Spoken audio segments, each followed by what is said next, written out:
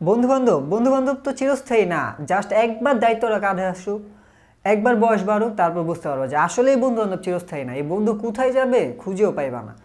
তারপর কি, শখের জিনিস একবার পাও, তারপর দেখবা শখের জিনিসটা আর ভালো লাগবে না, একবার পাও শখের জিনিস।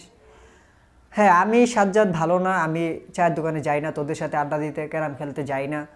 সো ঠিক আছে, আমি খারাপ, আমি তো তোর জীবনটা নষ্ট করতে চাই না, সেই জন্য আমি ক্যারাম বোর্ড খেলতে তোর সাথে যাব না। আমি চায়ের দোকানে তোর সাথে আড্ডা দিব না, সময় নষ্ট করব না, কারণ তোর সময়টা অনেক মূল্যবান, তোর জীবনটা আমি নষ্ট করতে চাই না। সো তাতে যদি আমি খারাপ হই, আমি খারাপ।